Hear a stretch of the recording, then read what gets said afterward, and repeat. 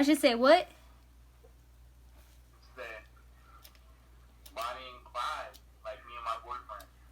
Hey guys, what's up? It's Shelby and welcome back to my channel. So today I'm not doing a mystery. This is a solved case and it is a really old case, but I thought I would cover it for you because I find this case super interesting and I really like this case. So yeah, let's just go ahead and get right into it. So today we're going to be talking about Bonnie and Clyde and the Bonnie and motherfucking Clyde. and the Barrow gang. This happened in 1932, so to set the time for you, Franklin D. Roosevelt was actually just elected president at this time.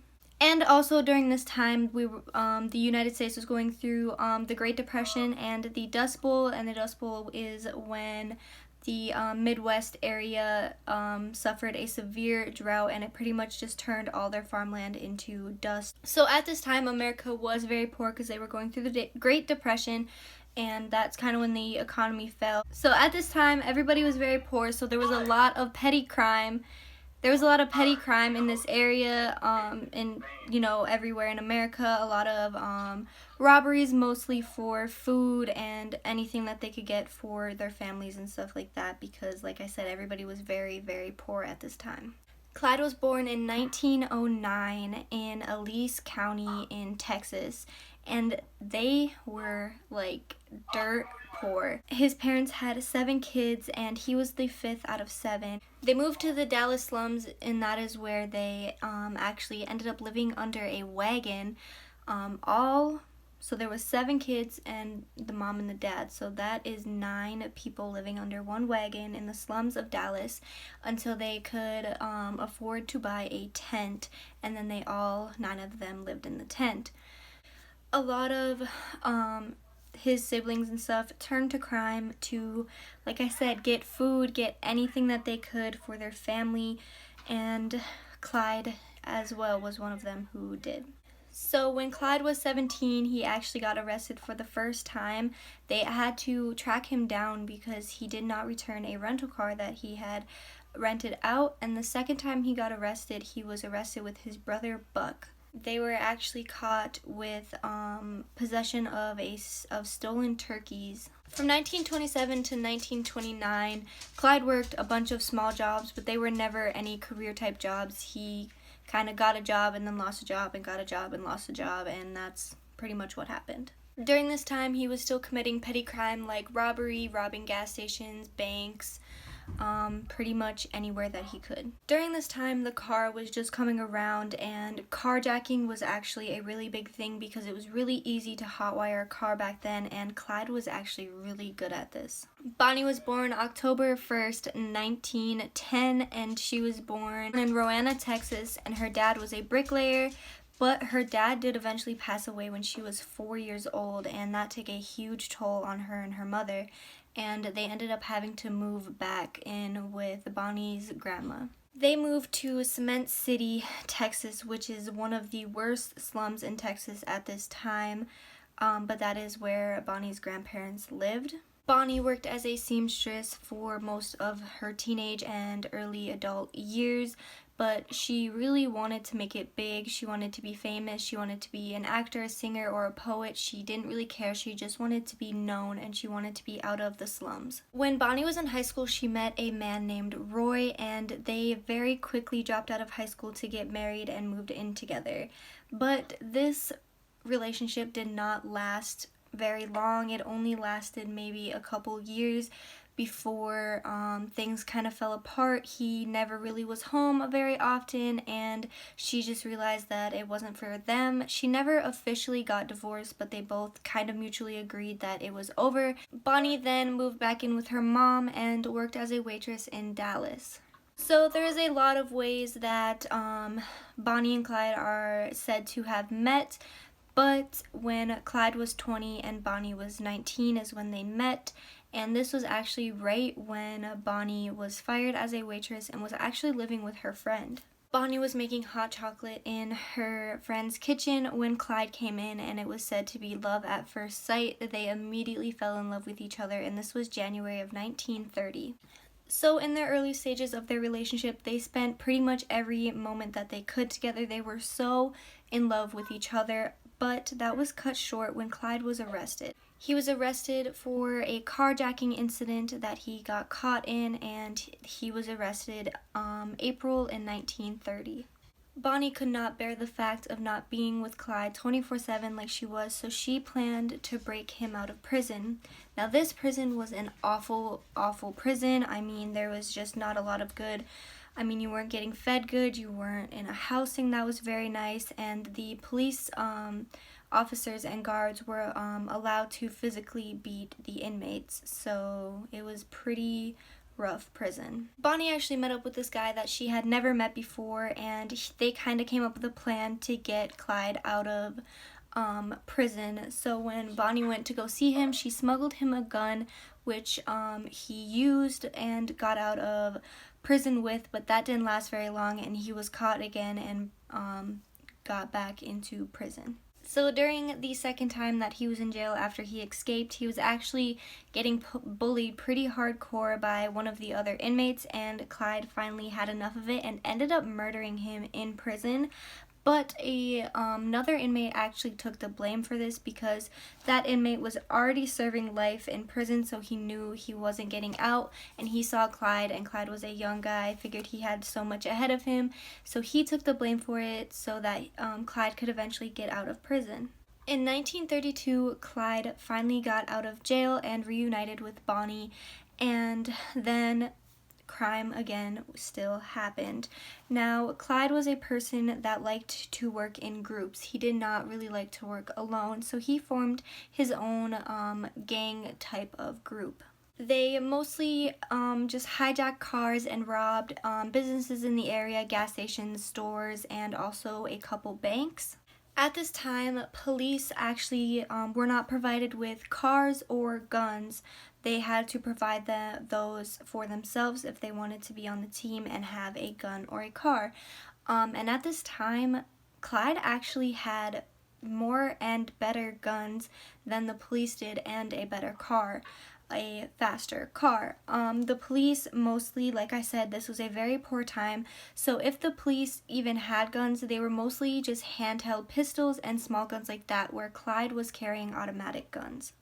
And this gave Bonnie and Clyde and his little gang a huge advantage to the police, having automatic weapons and a fast car. Clyde absolutely hated the prison that he was at, and Bonnie despised it as well, so they actually began to create this plan to get all the prisoners out of this prison and pretty much let them all free. Bonnie did help in the planning of this, but before anything was executed, Bonnie actually was arrested in an attempted robbery to rob a hardware store.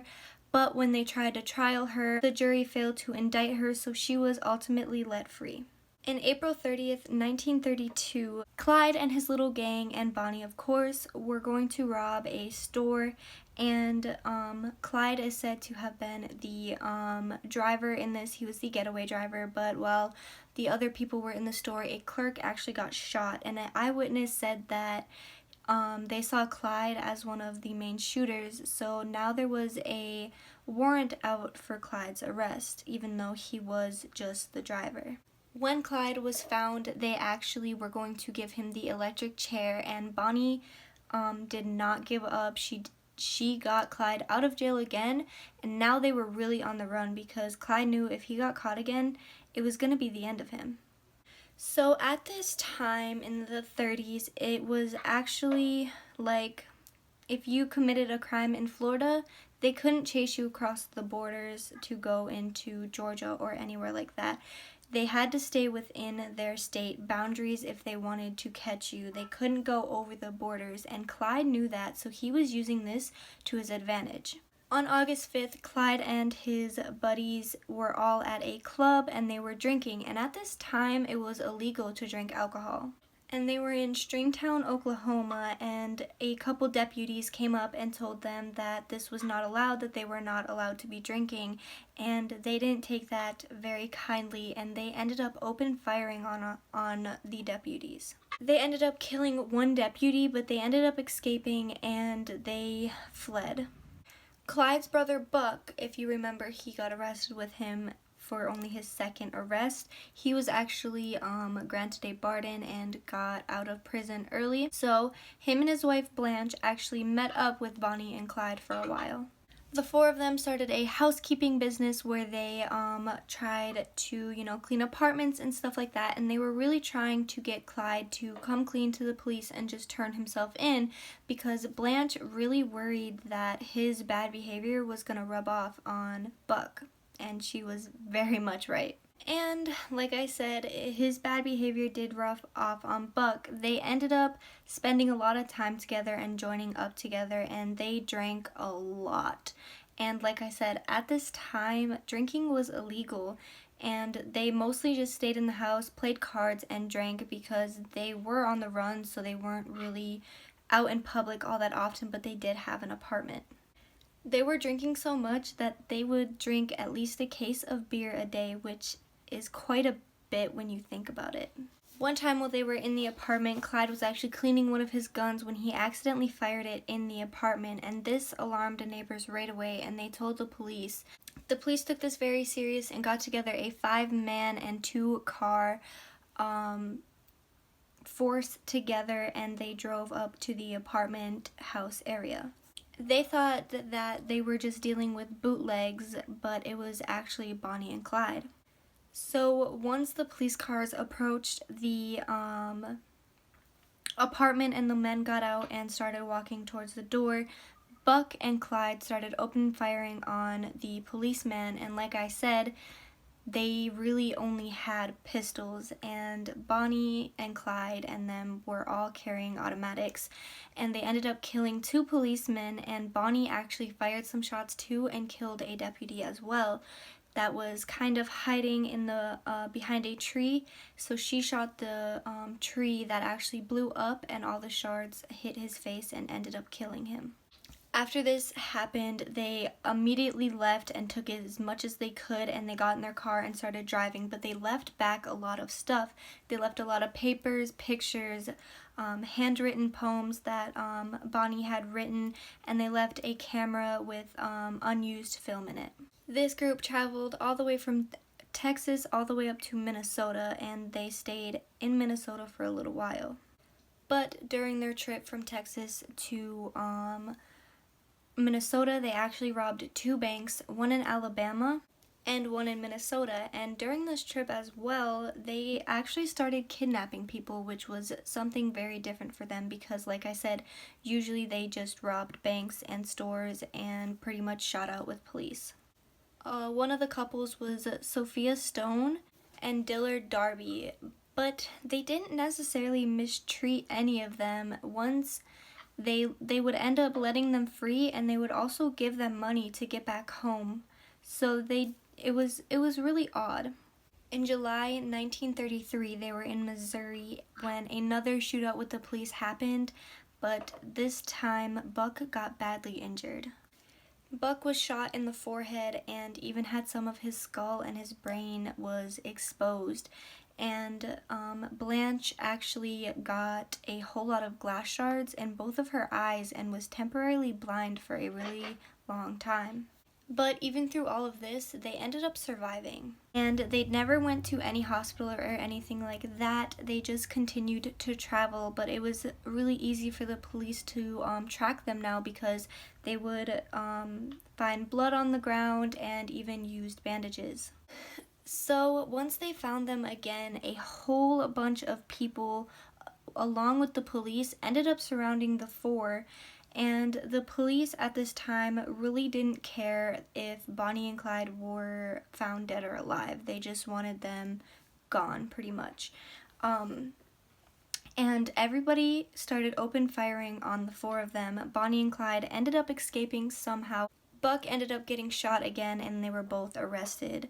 Buck went into surgery, and while he was in recovery, he got pneumonia and ended up passing away. Like I said, the rest of them, so Bonnie and Clyde and their gang that they had accumulated, all went to Colorado, Minnesota, and Mississippi, where they continued their crimes throughout those states. In September, they ended up traveling all the way back to Dallas to visit their family after being gone for now 4 months.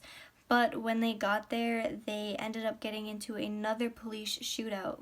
On November 28th, the grand jury in Texas, in Dallas, they gave a murder indictment to the Barrow gang, which actually was now Bonnie's first warrant out for her arrest for murder. In January 1994 is when they decided to do their plan of getting all of the inmates out of this prison. This was known as the Eastman Breakout. They ended up giving somebody a gun, and he shot one of the majors that worked at the prison, and this ended up getting the federal government involved. So with the federal government involved, there was now a nationwide manhunt for Bonnie and Clyde. Frank Hammer was actually one of the lead investigators during this, and he followed Bonnie and Clyde very closely, and he was so invested into this that he was actually living out of his car at this time, and four or five of his siblings were actually helping him with this.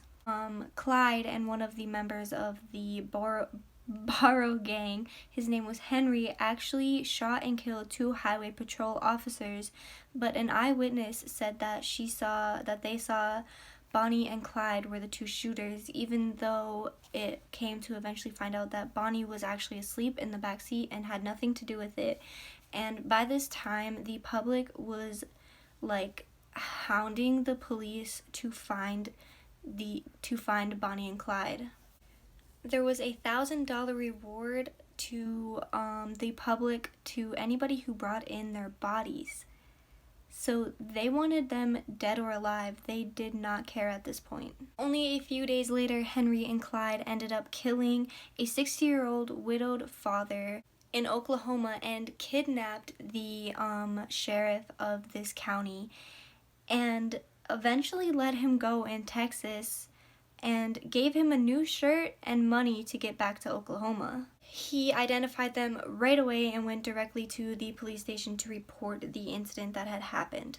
While Frank was following them around, he realized that they are staying very close to the borders of each state, which would make sense that they are taking this to their advantage, that the police of one county cannot follow you over state lines. They had to stay within their state.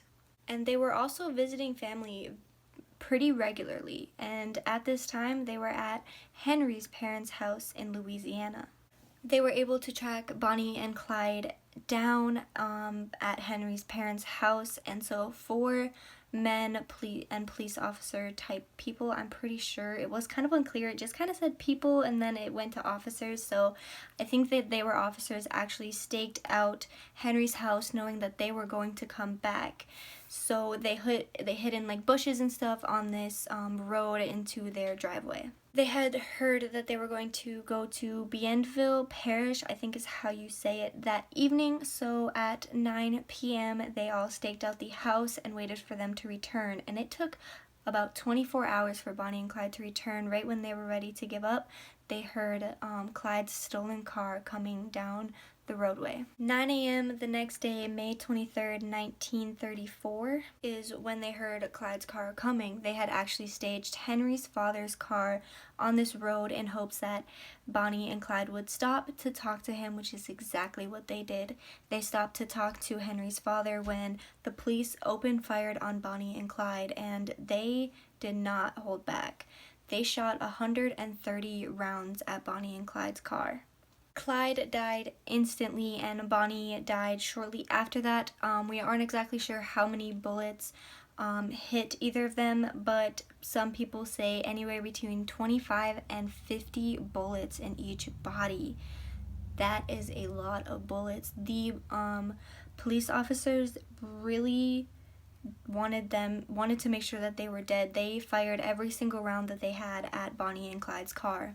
So of course they searched Bonnie and Clyde's car to find a whole bunch of automatic weapons and other types of weapons. They found ammunition, and they found 15 different license plates from different states.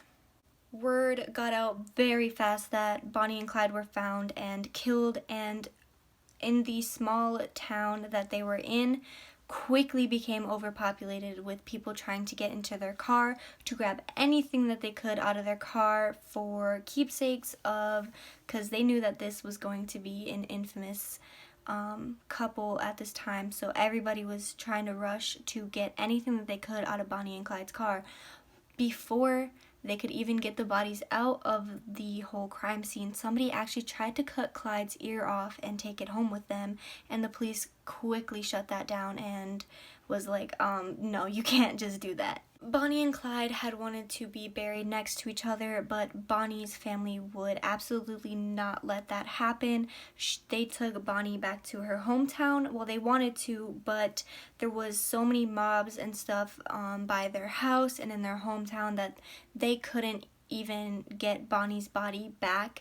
It was pretty much impossible to get her there. Bonnie's funeral was May 26, 1934, and there was over 20,000 people that attended her funeral. So many places sent flowers and stuff like that. I feel like a lot of people didn't understand that Bonnie was part of these crimes. Because at this time it was more like women stay at home and take care of the kids while men do other stuff. So I think a lot of people figure that Bonnie could have never done this and she just was at the wrong place at the wrong time and died just being around him. So they were sending flowers and everything that they could to, you know, send respect and stuff like that. Clyde's family held a private funeral for Clyde and buried him next to his brother Marvin. And his funeral was held the day before Bonnie's on May 25th, 1934. After their death, 20 people in their family were actually arrested in like being involved with Bonnie and Clyde during their crime spree, including both of their parents. Both of their parents were held in jail for 30 days. Some they all were found guilty or pled guilty to this, and some of them really only were in jail for an hour at max. They just felt like everybody needed to have jail time from this crime spree. Blanche was actually permanently blind in her left eye but gained sight in her right eye. She was charged with assault with intent to kill somebody, and she was given a 10-year sentence, but she was eventually let out on good behavior and she was paroled out. She completely left her life of crime in the past and went back to her hometown in Dallas to take care of her father. But that is it for this video, guys. I hope you enjoyed. I really enjoyed like looking up this case and stuff like that. Let me know what you guys think about it down below. Don't forget to like, comment, and subscribe, and let me know what you guys want to see next down below. Don't forget to follow my social medias. They're all linked down below as well. I post on Mondays and Thursdays at 1:30 Central Time, and I will see you guys in my next video.